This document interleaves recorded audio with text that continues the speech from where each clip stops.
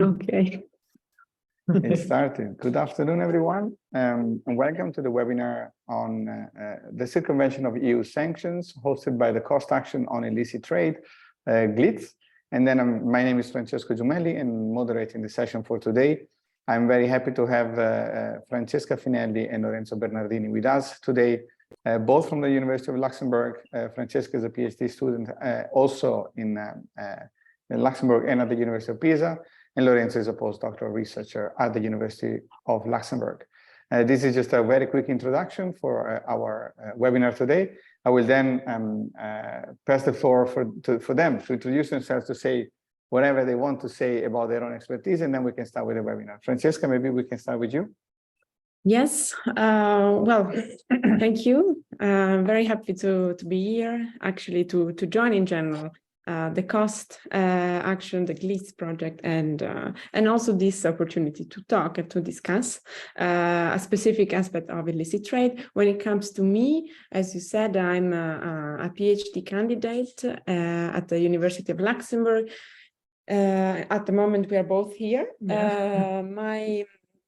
My research topic is related to EU restrictive measures, sanctions, and the phenomenon of circumvention. And my background is more EU law, international law. But you will see, according to the discussion we will have today, my, let's say, knowledge and expertise is very much linked now with Lorenzo's expertise, so criminal law, and we put together our two areas. And from a friendship, we also started to collaborate from a scientific perspective. Yeah, exactly. So that's on my side. Thank you, Francesca. Lorenzo. Yeah. But for me, very briefly, thank you again for this invitation, for this very interesting initiative in which we have the opportunity to discuss a very updated topic, which is the link, we could say, between restrictive measures, illicit trade, and from my side, the criminal law. I have a background in criminal law, since in criminal procedures specifically, but I was forced in a certain sense also to deal now with this very incredible war, we could say, of restrictive measures. Since I come from a perspective in which there is a criminal offense, there is a punishment, there is an assessment of the facts. This is my research specifically dealt with the fair trial rights. So my research dealt within all the issues within the criminal trial. And now I am developing my research also in the fields of restrictive measures, and the link that exists now, according to the European Union perspective, with also the criminalization, this phenomenon of criminalization. So for me, it's a great opportunity to be with you here today and to discuss also through an interdisciplinary approach this exciting issue. So thank you again. And both of you, thank you very much for being here. It's for me also a pleasure to be here and to be chairing this session with both of you today, and with, of course, our audience, because of the topic of the discussion. And then it's also very important, I think, to highlight is how much the cost action is bringing together different disciplines, especially in cases like where the different disciplines are indeed needed. So I've been also working on sanctions. And then when Francesca and Lorenzo approached me with this idea, I was very happy that finally we could talk about the new phenomenon in both criminal law, but also international relations. A bit of a word of premise to introduce a little bit the topic. So in February 2022, there was the invasion of Russia of Ukraine. And then ever since, we have noticed and we have recorded an unprecedented wave of sanctions used against the Russian Federation. Now, the interesting thing here is that all sanctions used on the Russian Federation were used before, but they were never used all together, so at the same time, against an economy so large and so well integrated into the global economy like the one of Russia. So we have a very interesting combination of the number of sanctions, the size of the target, and then, of course, the relevance of the issue. We've seen sanctions now, especially this kind of targeted sanctions, since the late 90s, early 2000s, but never the salience of the issue was so high and so important to the European Union and to the, at least part of the international community, to reflect deeply and to act deeply on how sanctions work and what happens once you decide the sanctions need to be used. For instance, we are now discussing the 11th package imposed by the European Union. This is 11 packages, 11 sanctions in 15 months. To give you a comparative term, when there was the annexation of Crimea and the first clashes in the Donbass in July, let's say the spring or the early summer of 2014, the European Union imposed sanctions at the end of July. There was a minor adaptation in September 2014, and then sanctions remained basically untouched until February 2022. To give you the idea of how frequently sanctions were updated in the past and how frequently sanctions have been updated since February 2011. So one of the issues that became very important with sanctions is that the decision of imposing sanctions is only part of the story. What's very important is the implementation of sanctions. So ever since February, then most of these packages were also done to refine, to tailor, to fix all implementation gaps and loopholes the sanctions might have had or shown in the course of the months. Also because there is a natural adaptation on the size of the target, in this case again, the Russian Federation. It became pretty obvious pretty soon that it's not only a matter of designing the sanctions, implementing the sanctions, but also monitoring and enforcing sanctions. And that's why, especially in the last months, there was an increasing attention paid to the issue of evasion and circumvention. So the more we evade and circumvent sanctions, the more, of course, the effectiveness of sanctions are undermined. And then we've been seeing now more and more news reporting on the media for re-exporting, for instance, which means trade in order to go to Russia from the European Union or from the United States, that will go via third countries. We have seen a lot of reporting about companies being engaging in activities trying to bring goods to Russia, either legally or illegally. We've seen also a number of reporting done on techniques, precise techniques that we've seen also in other cases, especially Iran, North Korea, to evade and circumvent sanctions. You must have read about the ghost shipping, which means vessels that do not actually appear on the radars. We have seen a lot of re-export. We have seen a lot of using or widespread utilization of shell companies, trust, legal services done in a certain way to protect the ownership and the ultimate beneficial ownership of investments, of companies, of trades, and so forth, so on. There is a lot of discussion also on the assets in the European Union and how do we retrieve, not only in the European Union, but also in the United States and other countries, once we have frozen the assets of the so-called Russian oligarchs, and then what happens to these goods and assets. So there was a lot of attention paid on a number of issues that would fall under what we call very openly and very generally circumvention, evasion, or elusion. And this is just to start our discussion, and maybe we can now interact a little bit with Francesca Lorenzo. It's going to be more of a discussion than a set of presentations. So we're going to be talking about this, and I, of course, welcome everyone to ask questions either with the chat or please raise your hand, and then we will be happy to have this conversation. We have a good hour to discuss about this, so there is no rush. For the first time since the beginning of the war, we actually have 1 hour to talk about the evasion. So I'm very happy about this and having Francesca Lorenzo here with us today. So then I will open up asking, maybe we can start with Francesca.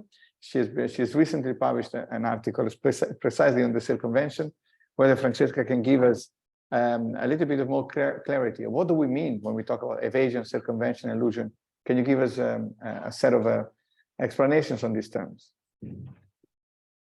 Yes, absolutely. And just as a preliminary remark, as Francesco just mentioned, for today's discussion, we are not planning to have, let's say, the classic slide or the classic like me presenting and then Lorenzo, but it's more about like a discussion. So feel free, everyone, to join and to like turn on the camera and the audio. But now going to the question like circumvention.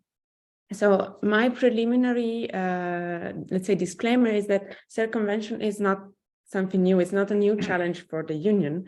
And sanctions regimes have always included an anti-circumvention clause. So a standard clause which prohibits participating in activities which have the aim or the result of frustrating the objective of EU sanctions. So circumvention was always considered as an important, let's say, catch-all provision for all sanctions regimes, and it was a very broad clause, just 2 lines prohibiting participation, and then knowingly and intentionally. So the participation characterized by 2, let's say, subjective elements, the knowledge and the intent.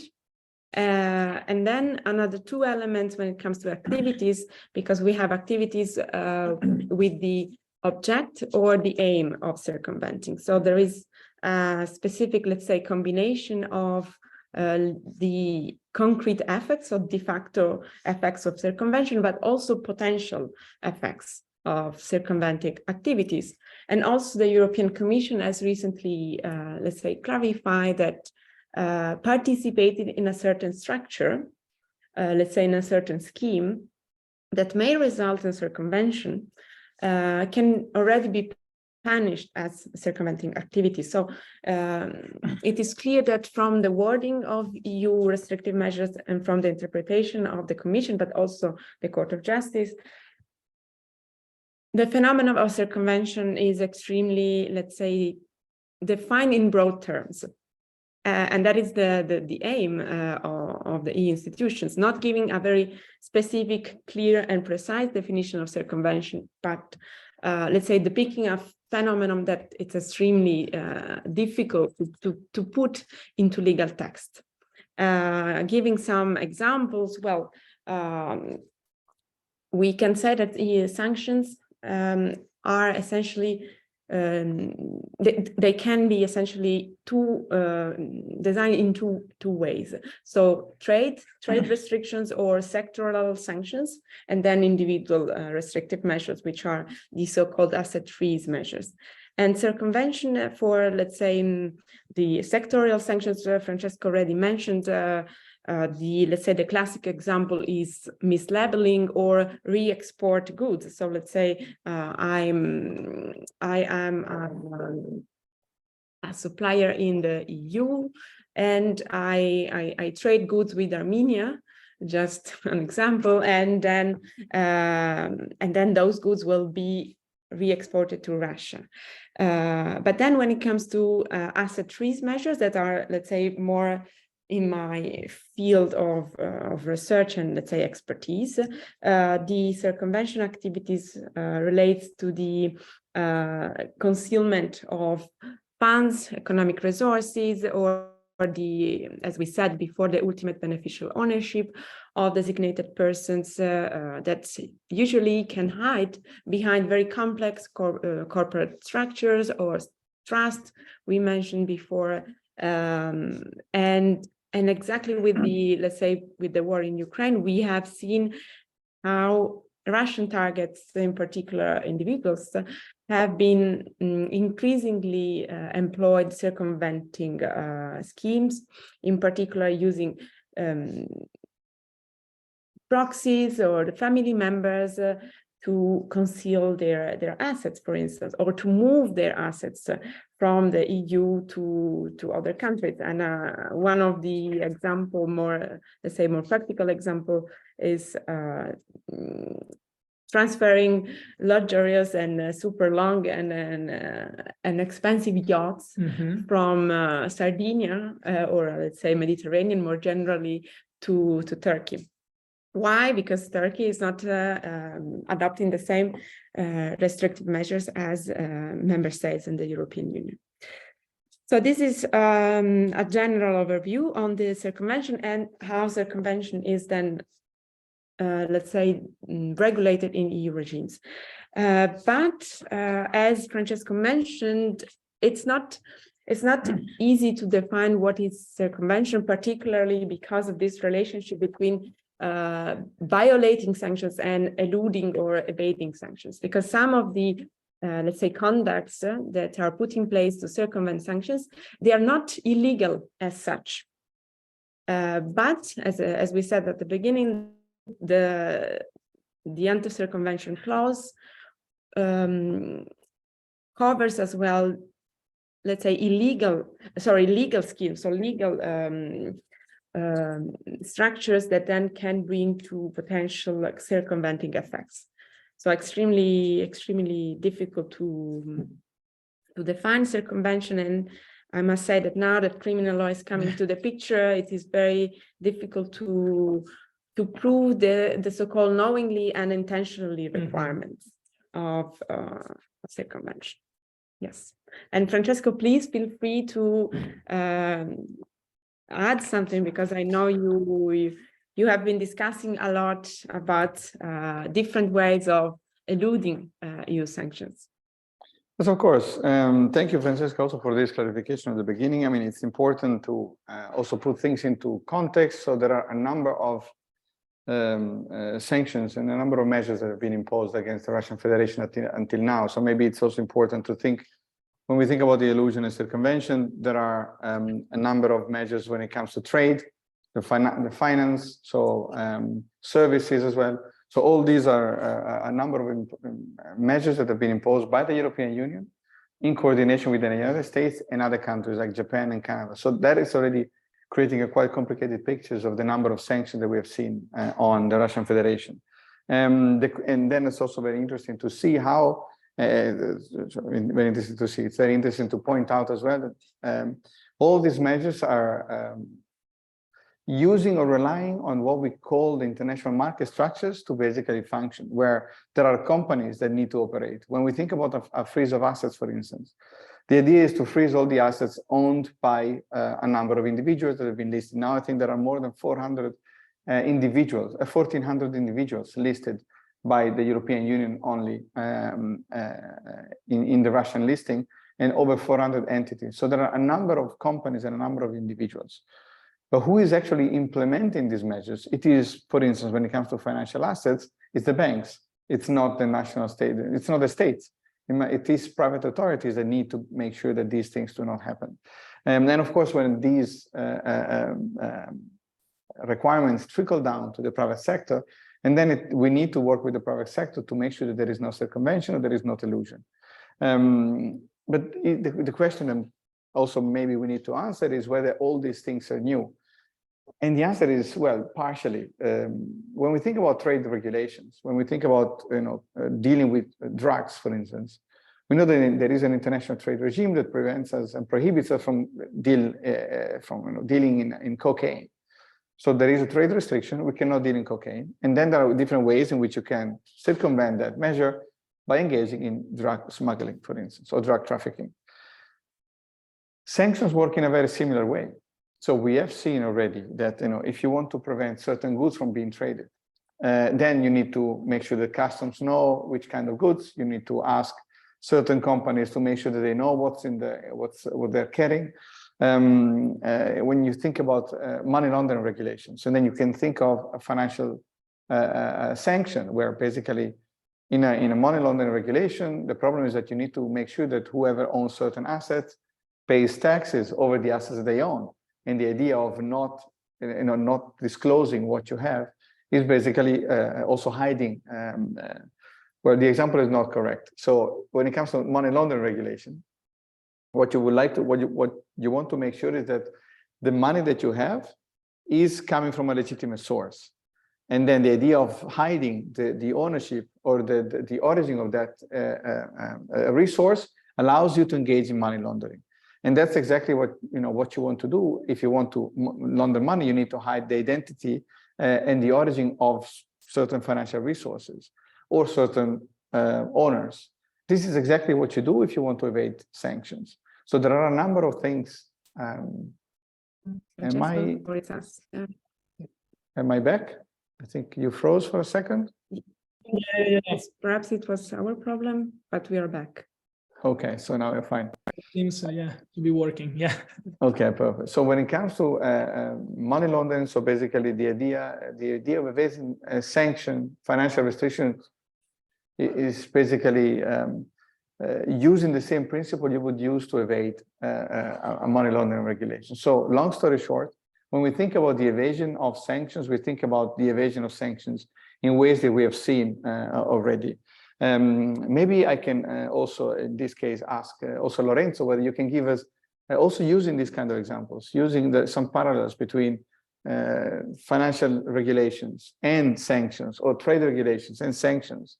Whether can you give us a few examples of what you have seen and what you have studied in the past that can tell us a little bit more of which kind of evasion schemes we can expect when it comes to sanctions. And then we can go on also with, I think Francesco was hinting at the typology that we're working on in Groningen. But first, I would like to give more background also for the audience, for them to grasp what we are discussing. Lorenzo? Yeah, no, thank you, Francesco, for your question. It's very interesting indeed also to understand the context, no, in which these conducts of evasion are placed. Since, as we all know, then we will deal with the topic maybe later, all these conducts are now covered by the umbrella of criminal law. So from the outset, I think it is very important to define these behaviors from both a subjective and an objective characterization. Just to mention one of them, the Commission, for instance, aimed at covered by the new directive on criminalization of prohibited behaviors, making funds or economic resources available to a designated person. This is a direct violation, of course, of sanctions. This is quite simple not to understand. Mm-hmm. And this kind of group of prohibited behaviors is very heterogeneous. So, for instance, we have this kind of direct violation, but then we have, for instance, in the same group, so punished with the same penalty, entering into transactions with a third state. And even here we see like a blurring in the conduct, because we are not trading with the state which is subject to sanctions, but with a third state. Mm-hmm. And this could be seen like a conduct of circumvention. And this, I think we can discuss on this point, because even entering into trade with a third country does not mean per se that I am willingly evading the sanctions. And this is a topic that already Francesca touched upon, the subjective element of this kind of violations. Because when my perspective very briefly is the following: when we stay, we could say, in the field of administrative law, so in the field of fines and so on, we can have lower standards of proof, lower standards of assessment of the subjective element or the objective element of the conduct at stake. When we deal with criminal law, and this is the step that the Commission wanted to follow, we have to be very precise and very strict. So if I read the directive and I see that entering into a transaction with a third state shall be regarded as a violation, if it is committed with intent, this puts on the authorities a high burden of proof. This is something that the Commission should consider. So yeah, we can talk about all these conducts, but the fact is that when we deal with criminal law, we should analyze these conducts more in depth. There is another concept, for instance, as for the evasion of sanctions. For instance, there is another conduct which is concealing funds, or concealing the fact that the person is the ultimate owner of a certain fund. And this kind of circumvention, because this is the term adopted by the Commission, this is considered as a circumvention, the concealing. And we discussed with Francesca that this is not an active conduct. This is not an active behavior. This is deemed to be a passive behavior, no? Not to disclose. But also in our opinion, it could be considered as an active conduct of concealing, because I conceal, so I act with an active behavior in order to circumvent the restrictive measures. And here I see some confusion in considering this kind of behaviors all in the same groups. So I think from a personal perspective that from the outset, some clarification should be needed on the part of the Commission in order to distinguish which conducts, for instance, are to be considered active conducts, or the conducts that should be considered as passive conducts, because in the context of criminal law, this is very important, this is relevant. But on the other hand, also, it should be clarified whether the evasion schemes, as the Commission labeled them, the circumvention schemes, the evading schemes, are to be considered characterized by the intent or for instance, also by the serious negligence. Yes. Because here the Commission says that the violation of union restrictive measures shall be punished by means of criminal law, also when there is a serious negligence, there is an element of serious negligence in the conduct. And again, what is negligence and what is a serious negligence? This is a traditional problem of criminal law, because of course, even in domestic systems, in the context of criminal law, we can discuss about what is a simple negligence, or where the negligence we assume to be serious. And may of course. I jump on that, because I think that before Francesco mentioned the anti-money laundering, and there, in general, for the private sector and financial institution, there is the let's say the famous level of due diligence. Mm-hmm. And here, diligence, negligence, serious negligence, or not due diligence, it becomes extremely tricky now. Not a lot for Russians, I would say, but more for us, meaning Europeans, and EU natural and legal persons, that we are the one now dealing with the criminalization trend, and also to what extent we can let's say deal with trade or money flows.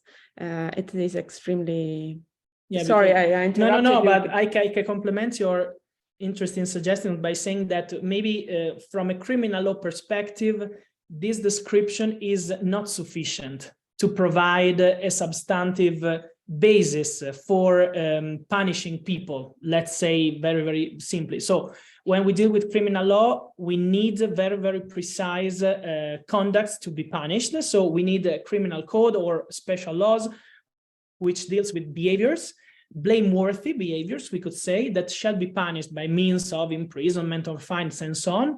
But we have to comply with the principle of legality, which means that all citizens shall be aware of which conduct are allowed and which conduct are instead prohibited. So maybe I have a very strict approach on the topic, because I'm also new, we could say, in this field, but from my very, very humble and personal perspective, this kind of description discloses more, we could say, more shortcomings than the advantages that the Commission supposes to have achieved in listing all the conducts, because also the listing of this conduct is, we could say, questionable as for its clarity, but also as for the distinction that the Commission made about among the violations and their circumventions. Because another point, maybe it is food for thought, but what is the difference of a violation and the circumvention when then the Commission put for all of these conducts the same penalty? From a criminal law perspective, this is quite tricky, because if we distinguish violation, direct violation, and circumvention, I think that a certain degree of seriousness can be drawn down. Instead, and still here, the Commission is saying, we can deal with all these broad and heterogeneous conducts with the same penalty. So maybe my approach is too strict because I come from a criminal perspective, but I hope that this could be interesting for further discussion in this field. This is a very interesting. Thank you, Lorenzo, for this intervention. Also, because this shows where there is a tension between the different disciplines. Because, of course, I mean, maybe you jumped a little bit ahead with the discussion with what we're going to be discussing. But of course, the question also for the audience, and that we should reflect, is why are we even discussing this? Why are we talking about the criminalization of what, and why in 2023, right? So the European Union has been imposing sanctions now since the creation of a common foreign and security policy in the 90s. And then with Lisbon, there was, of course, a further institutionalization of this, but sanctions have been there for a long time. So why are we only talking about this now? And why is now a criminal lawyer coming and talking to us about these elements? Maybe one word from me and one word from Francesca. One word from me is think about the evolution of the instrument and what I was saying before about the importance of the instruments in this very phase. And the third element, think about the complex nature of the European Union and its functioning. So basically, how the European Union works is that there is a decision from the Council on foreign policy, And then there are very often certain decisions that are having an effect with the common market. When it comes to the common market, and then there is a whole set of norms and rules that apply that would not apply to foreign policy. And this is why normally in the last 20 years, what we have done is that there was a decision of the Council for foreign policy, and then the member states were supposed to do the implementation of these decisions. One of the elements linked to the implementation, I mean, we co-authored an article also with Pim Sherwood, who is in the audience today. One of the elements of this implementation is for the member states to determine penalties, to do the monitoring, the enforcement, and to determine penalties for this kind of, in case the evasion or the not following of certain rules when it comes to sanctions.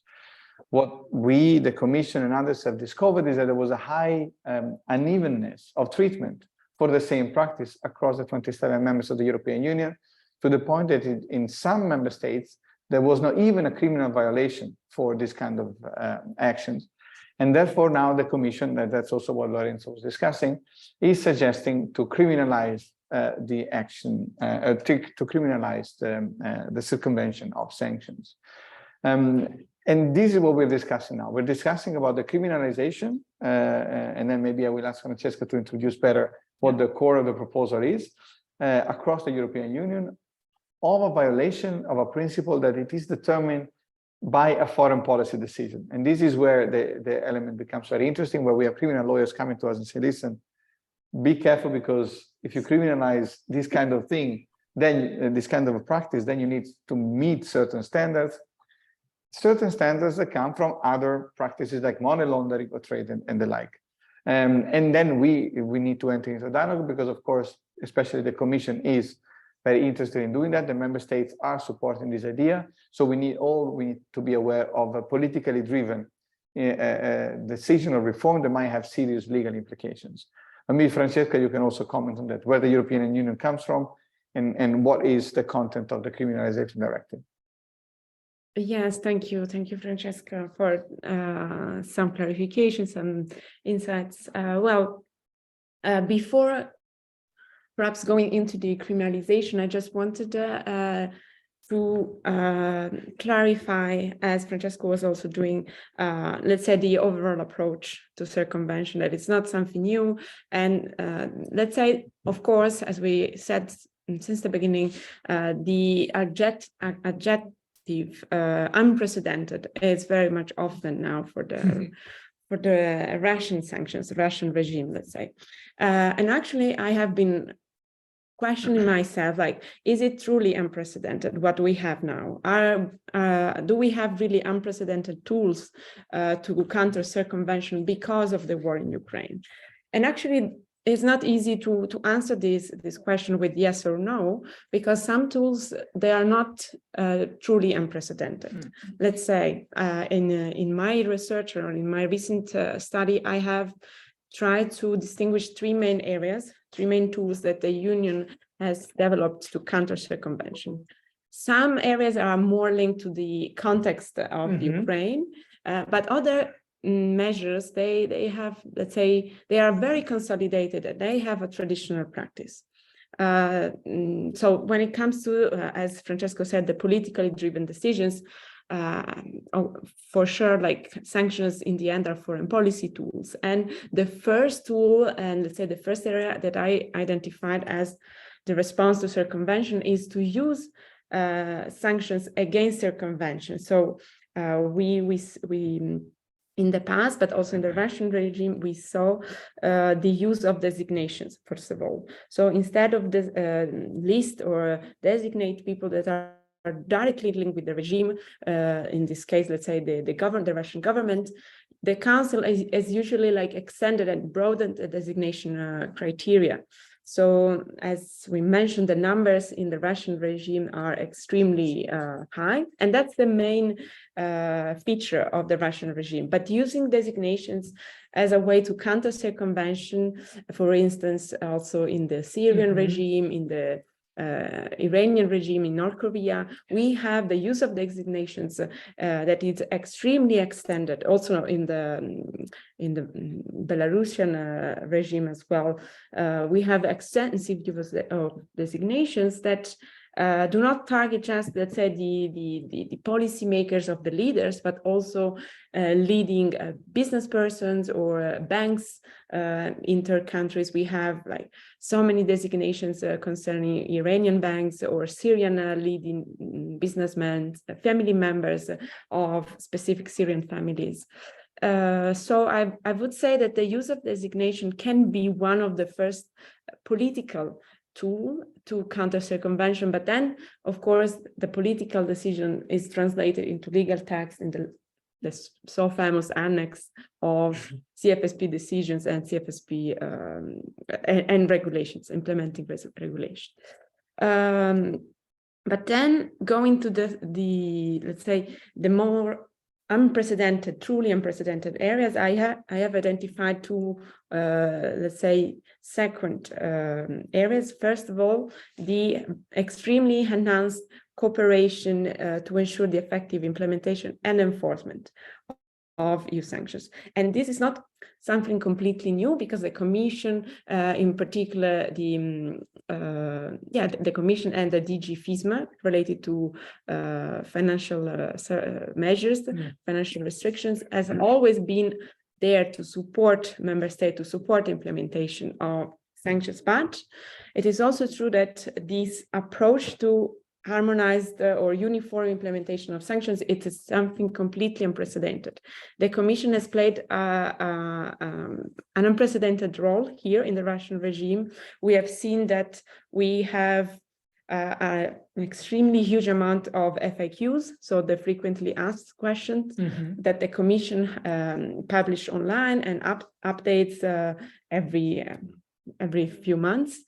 And those FAQs are not a new tool. They, let's say, Commission's opinions were also issued in previous regimes, but now they have an unprecedented role to clarify the 10 packages of sanctions that are extremely difficult to interpret, first of all, and then to implement and effectively enforce at the national level. So we have this new role of the Commission, I would say, new ways to cooperate more closely at the EU level. We have a new task force that is doing, let's say, a lot of when it comes to coordinating national actions, the so-called freeze and seize task force that was introduced and created in March 2022, so just 1 month after the invasion. We have a new whistleblower tool again. So there are tools that are, let's say, unprecedented, and they are driven by the war in Ukraine. And then a last point that I also want to mention, because I've been reflecting on this very recently, but I think it's very interesting. It's not related to criminal law, but more about the political tools. And I have the impression that the war in Ukraine has also triggered a new element for counter circumvention, let's say, on the external front. So not only internally, as we mentioned before, but also a new sanctions diplomacy. So we have a new emphasis. Again, the Commission has appointed the new special envoy for the implementation of sanctions in third countries. And so there is this, let's say, push again from the Commission, I would say, to see sanctions not as EU restrictive measures, but as, let's say, not only EU and G7 alignment, but also a way of, extending political decisions to, let's say, third countries or globally, I would say. So instead of going to the so-called extraterritorial or secondary sanctions, this is a practice that it's more used in the US legal framework. I have been noticing that there is also a trend to focus on a new form of diplomacy, or still use new diplomatic tools to counter circumvention as an external, let's say, external action tool. But then focusing on the main point that also is the main topic of today's discussion.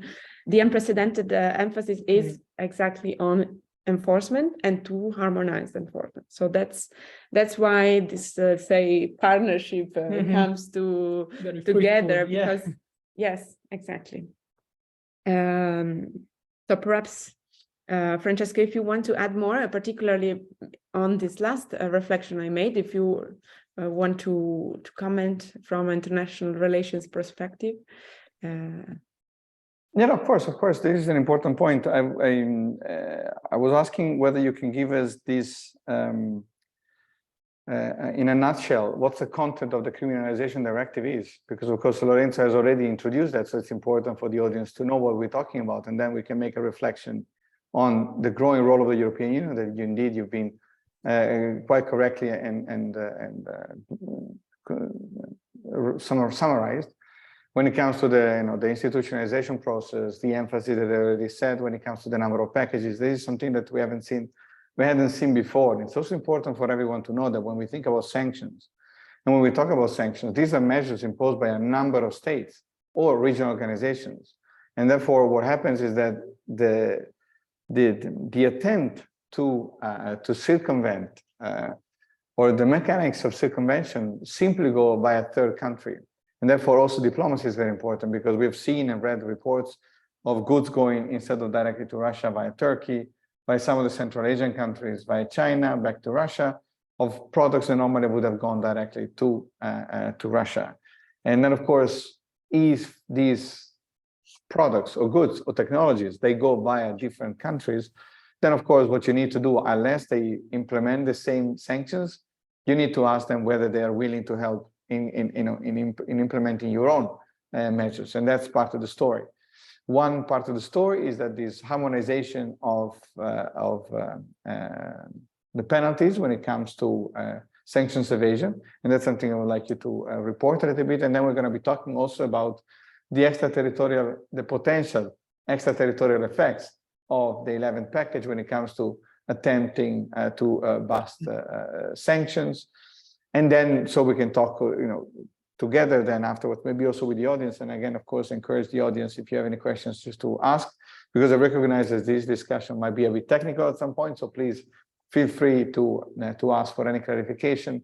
And then afterwards, we can think about having a general reflection about the role of the European Union and what are the tensions between criminal law and foreign policy, which is the content a little bit also.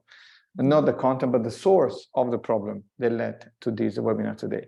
But maybe then whether we can introduce a little bit this idea, I don't know whether Lorenzo or Francesca, the criminalization of sanctions, and then we continue our discussion. What do we mean by criminalization of EU sanctions evasion? Yeah.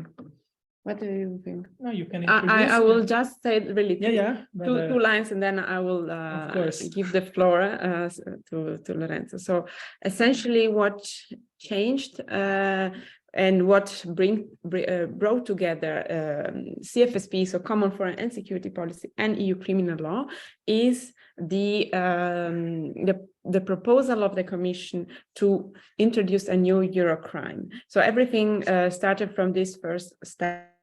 The Commission in 25th of May 2022 proposed, okay, let's add a new Eurocrime to the EU treaties for the legal nerds, according to Article 83, paragraph 1 of the TFEU, if you're interested, to add a new Eurocrime. And we already had a list of Eurocrimes in the treaties. Some of them concern terrorism, trafficking, money laundering, pedopornography. Yes, and there was no violation of restrictive measures. And the proposal of the Commission is to create a new Eurocrime. And the following step is, okay, let's add a Eurocrime for then harmonized criminal definitions and offenses and penalties in relation to restrictive measures, violations of restrictive measures. And since this field is much more Lorenzo's field, I will perhaps leave the floor to him. Yes. Yeah, but I will be very, very brief. And thank you for this introduction. Yeah, maybe it's very emphatic to read the content of this decision that added this new Eurocrime to the list already envisaged in Article 83. The violation of union restrictive measure shall be an area of crime within the meaning of Article 83, paragraph 1, second subparagraph TFEU. This is the very, very brief content of the decision. So we have discussed about the complex, heterogeneous character of the conduct that could be behind the idea of violation of sanctions, of circumvention of sanctions, and so on. Here, the approach followed by the European Union is to say all the conceivable violations of sanctions shall be considered as a Eurocrime, a crime in which the European Union can exert its competence. This is very important because if we don't have this kind of Eurocrime within the list of 83, paragraph 1, the European Union cannot exert its criminal competence. So that's why it has been important for the European Union to add this kind of an area of crime. Here, I want to represent my critics on this approach from a criminal law perspective. I will be very brief because I don't think, personally speaking, that this approach can be seen as respectful with the core principles of European Union criminal law. Lorenzo, can I ask you if you can introduce what does it mean that something becomes a Eurocrime? Okay. Compared to, you know, what's the difference? If you can give us again a little bit of a context for the non-lawyers. So as we all know, the European Union has not a broad competence over member states. It holds some competencies. In certain areas, it holds exclusive competencies. In other areas, it holds, we could say, a cooperative, like a middle competency. So it shares competencies with the member states. And in other area, it has no competence to legislate. Criminal law is an area in which the European Union can share the competence with the member states, but only for certain kind of crimes. So for now, for instance, Francesca mentioned terrorism.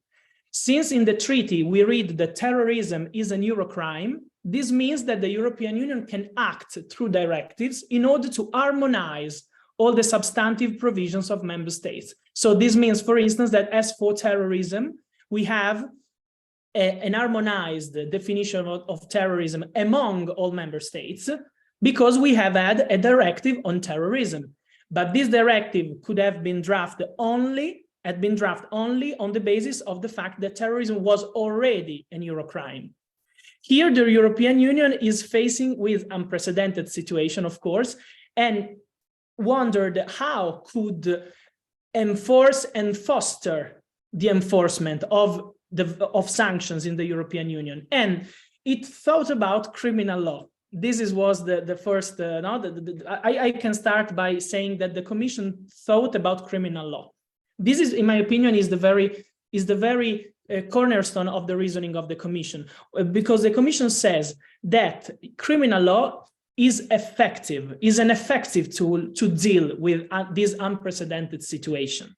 And here I would like to provide some reflections on this assumption, because I am not fully convinced that criminal law can be seen as the resolutive tool for dealing with the enforcement of sanctions.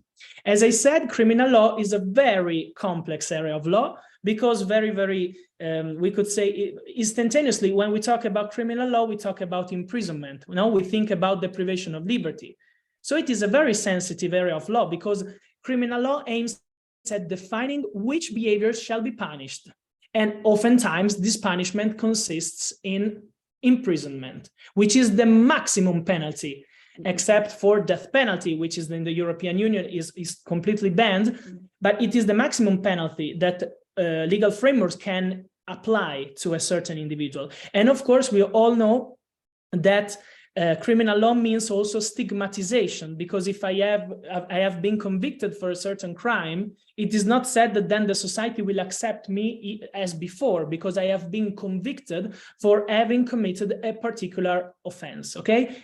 So when we deal with criminal law, so when we define new behavior to be punished, as was the case of sanctions, we shall comply with certain fundamental principles. This was the aim. What is the aim of this fundamental principle? Is to limit the powers of public authorities. Because at the end of the day, criminal law involves the relationship between the individuals and the society. So when we talk about criminalization, we are saying that we are broadening the list of behaviors which can lead to imprisonment, which can lead to deprivation of liberty. Can I Of course, yeah. Because from the sanctions perspective, this is something completely new, because usually, as it was perhaps mentioned before, each sanctions regime had traditionally had a clause requiring member states to introduce effective, proportionate, and dissuasive penalties for violations of EU provisions contained in the regimes. So before, there was this combination of these three elements: proportionality, dissuasiveness, and effectiveness, but there was no reference to criminal law or administrative law, penalties, fines, imprisonment. So in absence of harmonization, member states were free to adopt different kind of penalties. And then, as Lorenzo said, that the unprecedented step was to say, the Commission, the Union wants criminal law and criminal law only. And then I can link very, very briefly the four shortcomings that I see in this proposal. And I will be also very happy, since I know that it is also a very sensitive topic, no? Because we are talking about something that of course, we all support, for instance, the seizing of Russian assets in order for ensuring the reconstruction of Ukraine. Of course, we also want that sanctions are to be implemented across the Union. All these aims I think are shareable in this audience. However, when we deal with criminal law, I see four shortcomings in the proposal and in the approach, we could say, taken by the Commission. First of all, I want to be very simple because it's quite technical, but it is very important to point this issue. When we talk about criminal law, we talk about behaviors that, in a certain sense, threaten what we can say a legal good. For instance, homicide threatens the right to life. Defamation threatens the right to honor, and so on. So we have this link between the conduct and a legal interest to be protected. And the legal interest shall be very clearly defined. Otherwise, we would lead to, we can assume that every conduct could be criminalized. So the legal interests to be protected shall be identified. Here, the legal interest, in my opinion, is lacking from a criminal law perspective, because if I take the decision mentions about other legal interests, mention international peace and international security, for instance, rule of law or human rights. Here, I'm not fully convinced that we can use imprisonment to fight behaviors that hinder, for instance, international peace, because these concepts, in my opinion, are too blurred for criminal law. And there is a large consensus in criminal law doctrine that the more legal interests are broad, are blurred, the more criminalization can be adopted. So we have, I would suggest, ideally, I would suggest to the EU legislature to be very careful in considering broad legal interests. For instance, if we can assume that this kind of criminalization of sanctions defends rule of law, for instance, can we assume that Polish authorities, which are hindering rule of law, can be put in jail because they are hindering the rule of law through their judiciary reforms? This is a very provocative question. But if I can take this, if I see the approach followed by the Commission, they say we are criminalizing the violation of sanctions in order to protect rule of law.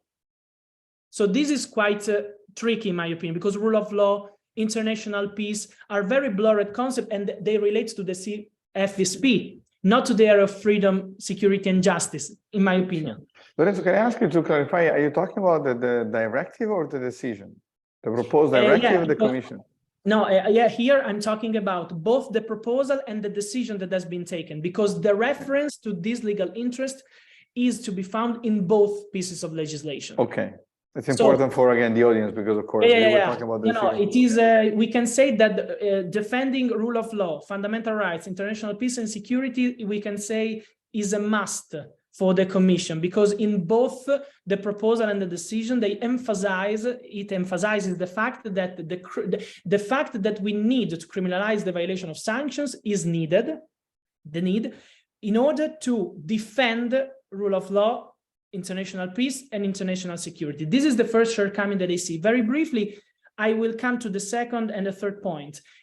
Are we sure? This is a question that I put to the audience, and I would like also to have some answer, because it's a question also that I pose to myself. Are we sure that criminal law is the most appropriate tool to deal with enforcement? Because from a criminal law perspective, and we discussed a lot with Francesca about this point, because as you understood, we come from different fields of law, so it's also important to have this cross-fertilization. And when we talk about criminal law, we talk about a field of law in which there are very, very strong guarantees ensured to the investigated person. For instance, if we assume that the violation of sanctions shall become, and has already become, a criminal offense, this means that every person investigated for this criminal offense shall have the right to a lawyer, to an interpreter. They shall have the right to be silent. They shall have the right not to cooperate. They can appeal decisions. There are not so strong guarantees, for instance, those which are provided in administrative law. Criminal law holds a very, very strong core of guarantees. And this, again, is linked to the fact that at the end of criminal proceedings, we can be put in jail.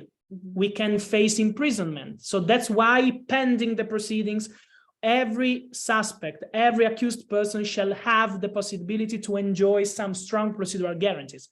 So here, I don't know whether criminal law can be seen as the most appropriate, most speedily tool to deal with the enforcement. Also, another issue, and I come to the end of the analysis of the shortcomings, is the fact that we have no evidence that criminal law is more effective than administrative law, because the state of the art here, as we all know, and that's the enforcement of sanctions is law. This is the state of the art, and we cannot deny that. But one thing is to acknowledge the law enforcement by member states. Another thing is to say that this law enforcement is due to the fact that criminal law was not enforced, because this is the logical step that the Commission made. Since there is a law enforcement, since there is fragmentation, we need to adopt we need to force the states, essentially, to adopt criminal law provisions. Is there any evidence that criminal law can foster the enforcement of sanctions? Very importantly, and this is a point in which me and Francesca maybe agreed the more, is that there is no impact assessment here. For the non-lawyer, this means that the Commission proposed to criminalize sanctions without an impact assessment, without a report which says that criminal law will be more effective than other tools. So we are talking in the shadows, we could say, because we are completely blind in understanding from a formal point of view why the EU has chosen criminal law. May I jump of course. Because we discussed a lot about this impact assessment, which is a technical step in the decision-making process, but still, as Lorenzo said, like, what is the evidence? Like, why criminal law?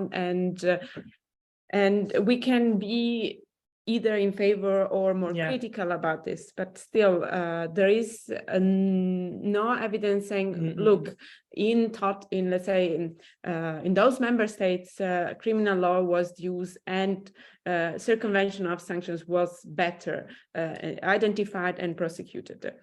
We don't have such data. No. We just have a very clear picture of what was the enforcement system before, very fragmented, and then the Commission was very concerned about the fact that different member states gave different priorities to violation of sanctions, prosecution, and also countering circumvention. So that was the problem.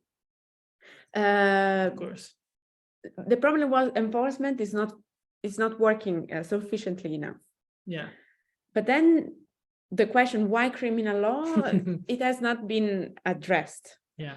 And Substantially, because substantially. The core of our discussion is, but can we presume that criminal law is the tool, the effective tool? And here I learned from Lorenzo that actually presuming that criminal law shall be used can just lead to over-criminalization, over-punishment. And so we can then go to all the details, but perhaps not. Lorenzo just mentioned some, but there are so many principles in EU criminal law that that actually are aimed to prevent over-criminalization, and the core principle is the last resort. Yeah, the extrema ratio principle, and here my impression from, let's say, more sanctions perspective is that the war in Ukraine has triggered, let's say, a more emergency or urgency approach when it comes to criminal law, which in principle should not be the driven force. Maybe I can link with this last assumption. But can I say, Lorenzo, one second, because we have a couple of questions, and I also have, okay, for me it's okay. Just to, because this is super interesting discussion, especially when we bring together different audiences, so we need to make sure that there is also an understanding of this, of why we need to help the audience to understand why the Commission has been criminalizing or has been discussing or proposing this. So, but before we get to that, I see Ilona has asked a couple of questions. So let me see whether I can summarize them. So the first one is, what if the country, and then again, I invite everyone, if you want to ask questions, also raise your hand, feel free to ask a question. So you can also see the question, Francesca and Lorenzo, but what if the country, being a member of the EU, implemented the legal norms, but does not fulfill them regarding the application of sanctions? I'm not sure, do you understand the question? I have perhaps a comment. Yeah, I mean, my understanding is that, okay, once the sanction is adopted, then it is binding for all member states. And what happens if, let's say, one state decides not to impose penalties for violations, or not prosecute, not punish violations? That is my understanding.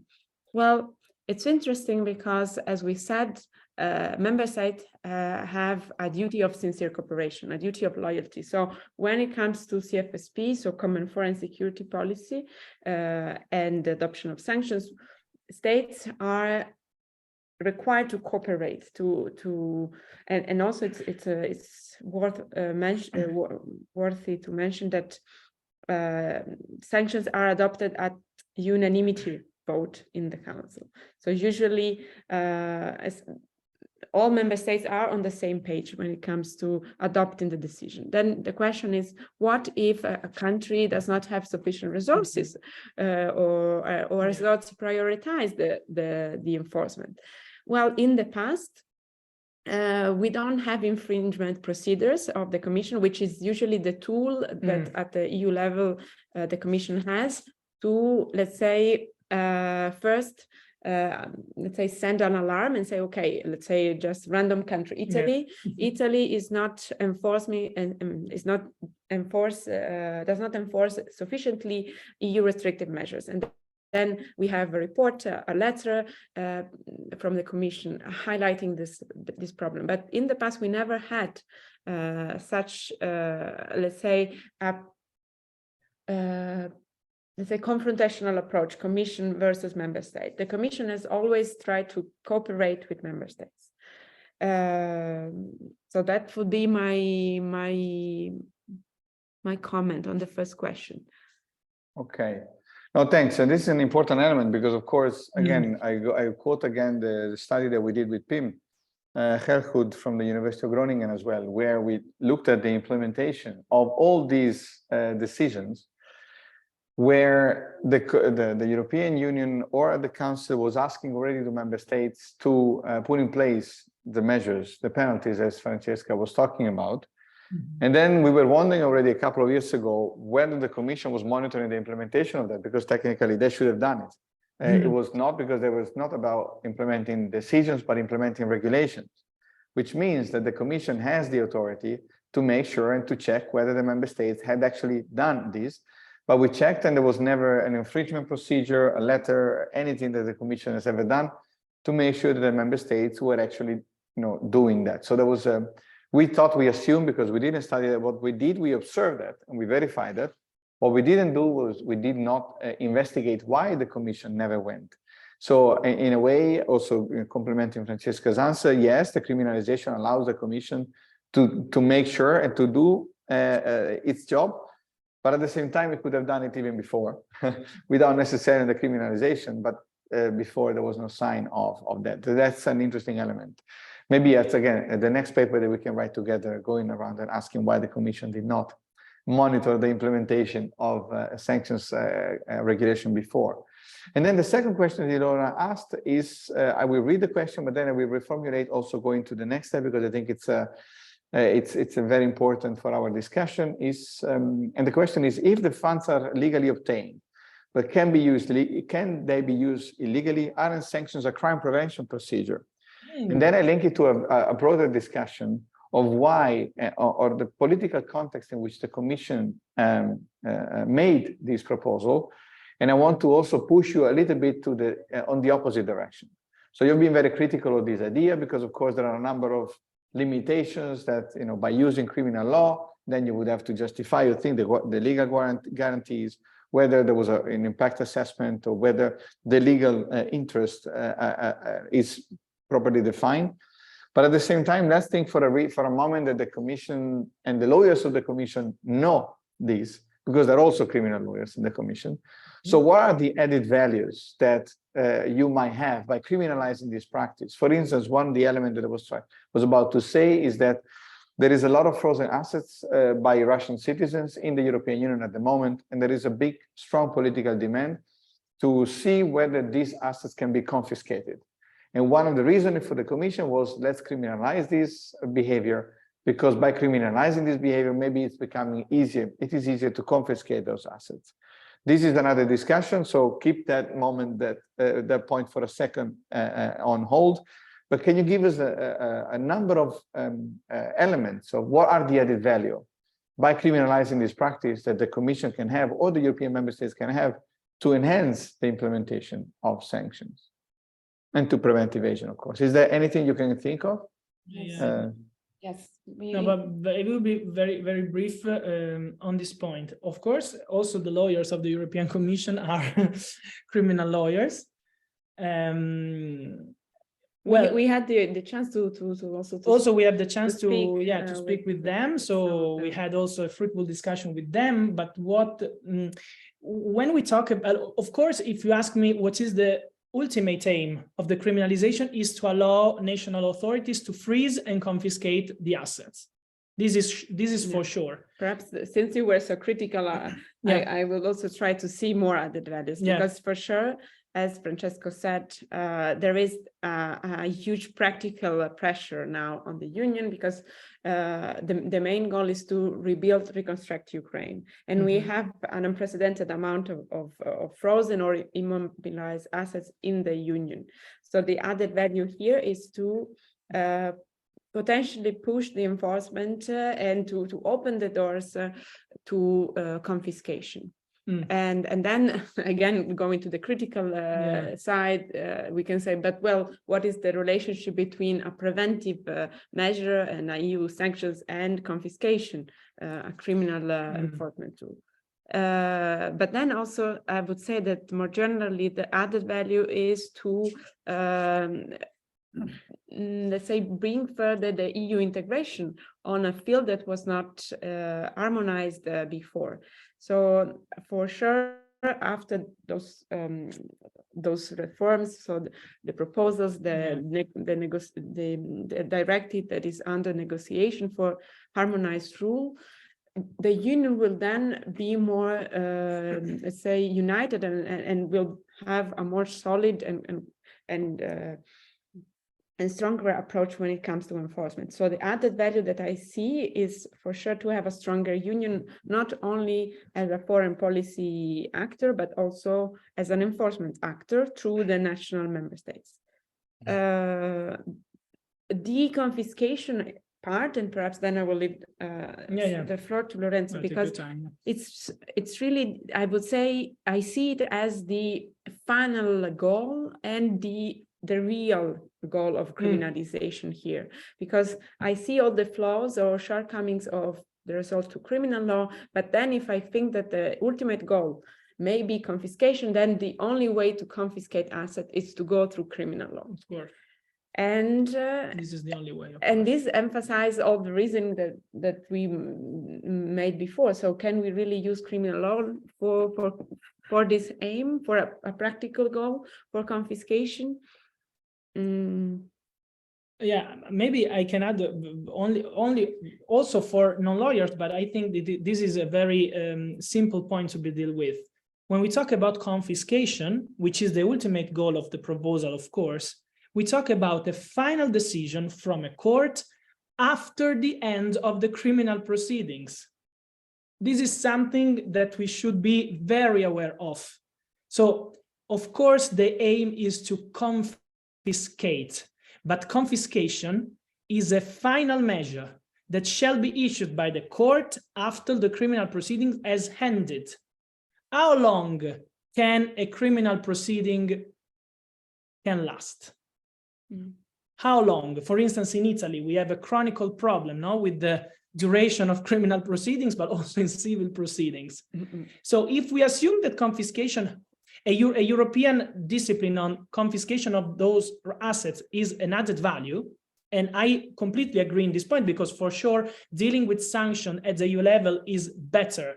So to be clear, I'm not questioning here the subsidiarity of the proposal, because the subsidiarity, in my opinion, is met. The European Union is more suitable to deal with this topic than the member states. This is something that I don't deny. But for instance, when we talk about confiscation, so we talk about the final measure, okay, we want to use confiscated assets to reconstruct Ukraine. I agree. But at the end of the day, how much time should pass after all these confiscated assets can be used? Only after every single criminal proceeding has ended. So this is my main criticism, because I can also agree that we can use confiscation, but confiscation it does not mean that if we approve this new directive on confiscation, this means that every confiscated assets now are confiscated instantaneously. Because only at the end we can talk about confiscation. Pending the proceedings, we can talk about freezing these assets.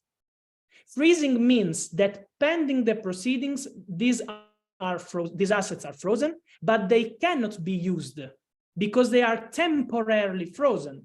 Because maybe the suspect or the accused can be also acquitted at the end of the proceeding. We cannot know. So only confiscated assets can be used at the end of the day. So this is my main concern. And this, of course, the lawyers of the Commission, they know that. So I can see sometimes in some part of the proposal and also of the decision and then of the directive under discussion, that maybe there is some symbolism in using criminal law here. So the Commission is saying we are doing whatever we can to deal with this topic. There is fragmentation, so we intervene with the harsher instrument that we have, that is criminal law. But on the other hand, I'm not sure whether they are aware, I suppose they are, that confiscation order can be issued only at the end of the proceedings. And if we don't foster also the enforcement and the effectiveness of national proceedings, maybe we can have confiscation order issued in 10 years, 8 years, 7 years. Also because these criminal proceedings will be very complex also to organize, because they will involve cross-border investigations. They will involve suspects from different nationalities. So are we sure that we can reach the end of criminal proceedings and then have these assets confiscated in a suitable time? This is another issue that, in my opinion, should be addressed. Confiscation can be issued only at the end, not in the middle of criminal proceedings. Assets can be frozen. This is the situation of the yachts, no? We say confiscated, but strictly speaking, those yachts are frozen. They are not completely taken away from the owner. because the link with the owner is destroyed only with confiscation, which comes only at the end of the criminal proceedings. Just to be clear about... Sure. No, but this is precisely the point of the discussion where there is an attempt of using criminal law, because the final goal, at least at the policy level, was to confiscate, because there is not a legal alternative that has been found. So maybe I have two questions, and maybe we can open up to the discussion. There is a question, but I need to see. I need to read it. Let me ask my questions, and then we will go to Stefano's question. The first is: Is there a different way of confiscating goods or assets? And the second is: can you think of a practical implication from this? For instance, one thing that I was wondering, and we were wondering whether information sharing is easier to be done during a criminal investigation than during an administrative investigation, and therefore also information sharing at the EU level is easier than without a crime. I don't know who wants to answer what, and then as soon as you did, if we can be brief, then we go to Stefan, and then we open up for Q&As in case you have questions.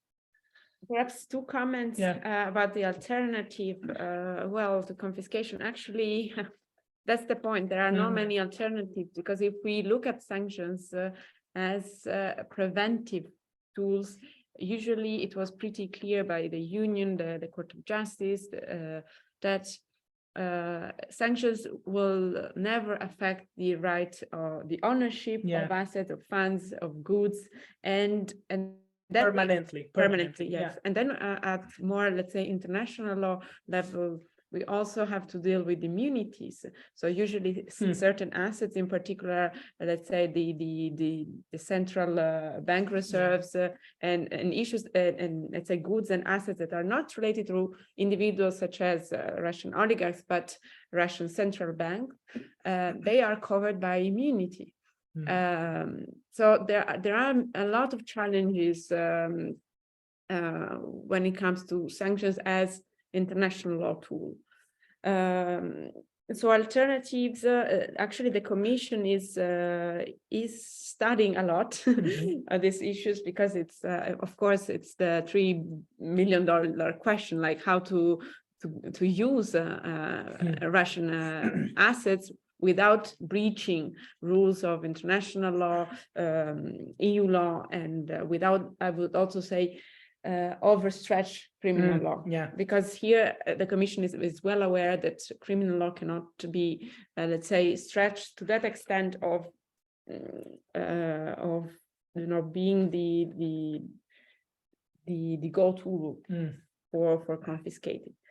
One of the proposals is to also use the interest rates, very complex. I'm not an expert, but there are many proposals to use the current frozen or immobilized assets in Europe, in particular also in the clearing houses or the central securities reserves.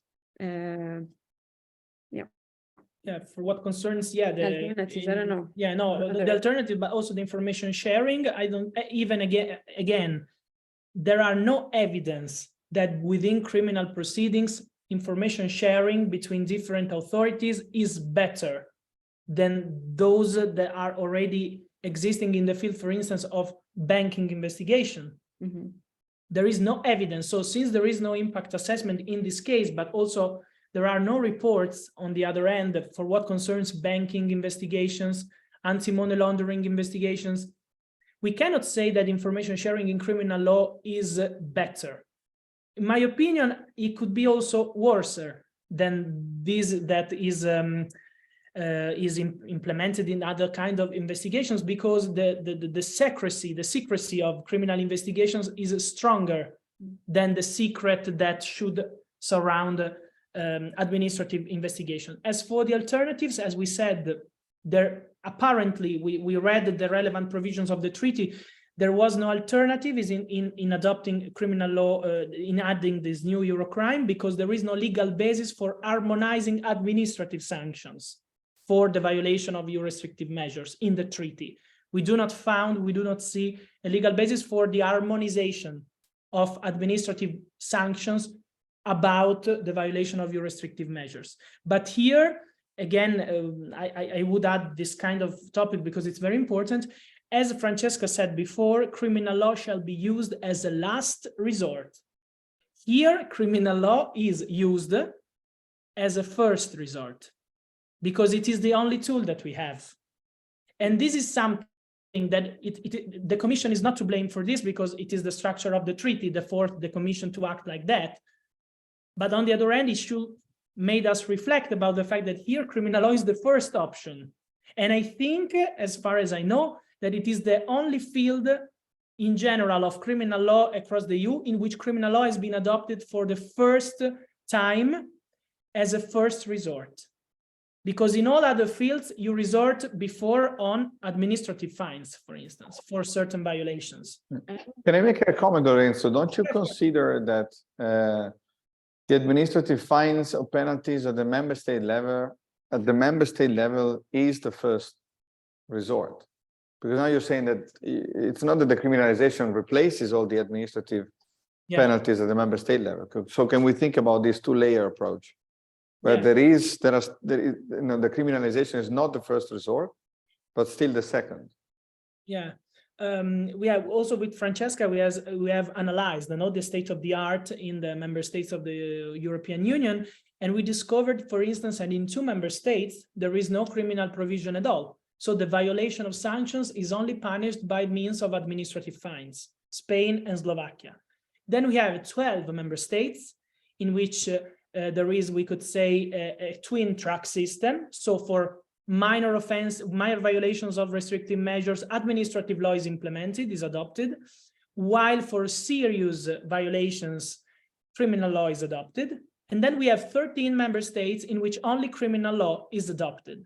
So even here we can see, and we can agree with the Commission in that there is a very fragmented response to the violation of sanctions.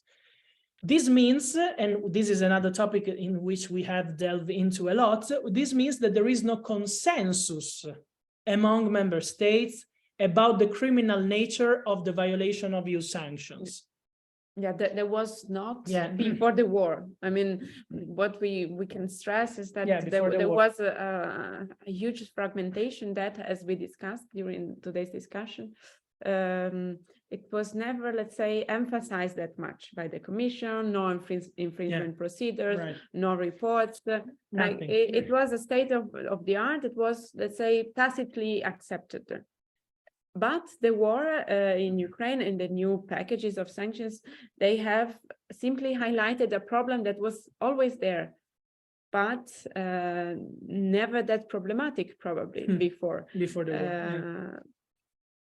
So indeed, the war made turned this issue into a very salient issue. And I was commenting on the first resort as if you have a number of member states where there is an administrative fine, at least in those states, you still have the first resort as the administrative fine, and then afterwards you have the criminalization. But I just realized that we're almost out of time, so I want to make sure that there are no further questions from the audience, because of course I didn't ask because I was asking you to write, but from the audience, do you have any questions or comments you would like to make at the moment? I'm waiting to see whether I see hands or comments. Yeah, this has been a very intense webinar, which I love because, of course, this is exactly why we thought it was useful to have. I don't see questions or comments at the moment. Then maybe I can ask 1 minute from, I see a question from Francesco, please. Yeah, I'm turning on both the camera and the mic so you can both see and hear me. Thanks for all of you. It's such an interesting topic, and I've been trying to follow both Francesca and Lorenzo's research and presentation lately on this topic. Unfortunately, I lost some of them, so it will be so interesting to have a debate here, because I really think that all these preliminary considerations from the subsidiarity, proportionality, and effectiveness point of view are really ambivalent. So I think that there are elements to see all these points from different ways and opinions. Indeed, I have some different opinions on what has been said so far. However, I would just like to pose a very short and concrete question, which is more like addressed to a criminal lawyer. So I think that perhaps Lorenzo will be more in the position to give me just a few words or his opinion or remarks about what I'm about to ask. That is to say, I'm very much interested in also in this field about the subjective element of this possible criminalization of circumvention of international sanctions. So my question is, willfully and intentionally, what about willful blindness then? I really think that it might be, and indeed I think there is some cases in the Netherlands, but I hope I will be able to study this in September when I'm there in Groningen. But what about deliberate ignorance of circumvention? You mentioned that, of course, there is no harmonization in the European Union concerning the general part of the criminal law. We don't really know comparatively, not internationally, actually, what serious negligence is, what dolo eventualis is, if recklessness has to do with either one or the other category. And in some legal system, willful blindness seems also not to be acknowledged as a subjective element. However, I think that in reality, there is some track of this subjective attitude or behavior, and I think that circumvention of international sanctions might be a laboratory for this.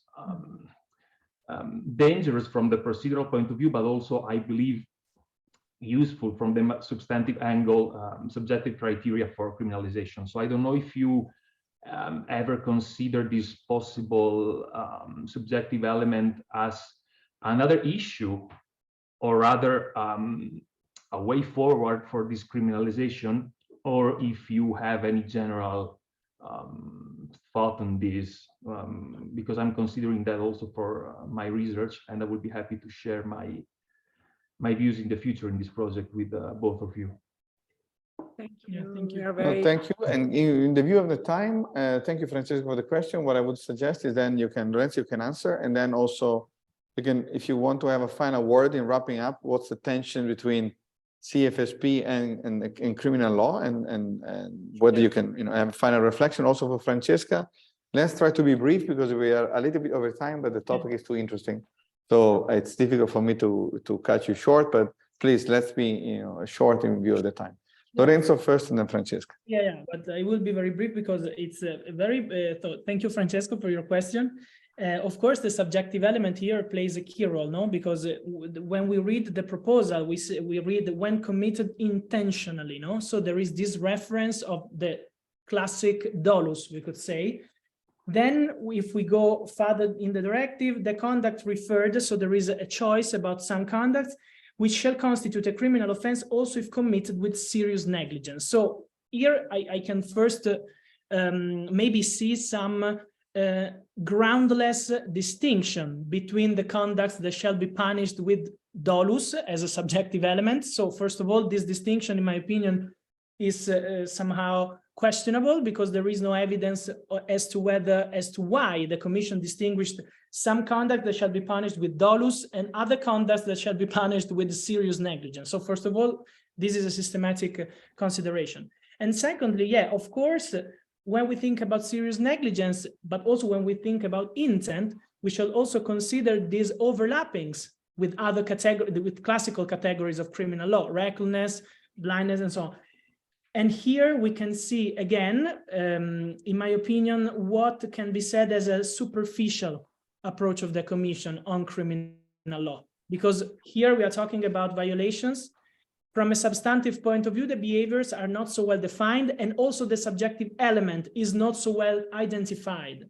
And this is, my opinion, very dangerous, not only because this is not complying with the principle of legality, but also because it can lead again to an over punishment of every kind of conduct. And it will be also difficult for member states, for national authorities to define which kind of subjective element is existing in the practical cases. So here I can see maybe that it will be for national systems to provide, for instance, for what I know about the Italian one, no, we have a huge case law about dolus eventualis and recklessness and so on. So maybe it will be for member states to deal with this kind of topic, because I don't see any further hints coming from the directive for what concerns the subjective element.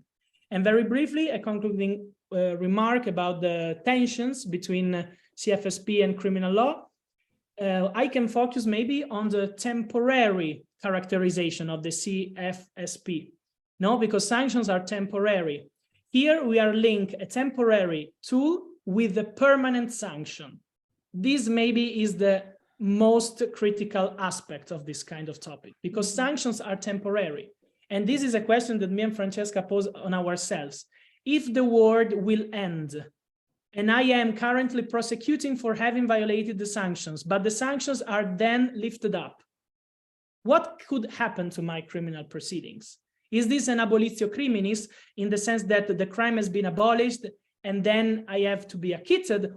Or since I have violated the sanctions, at the time being, I shall be convicted? So this may be only food for thoughts.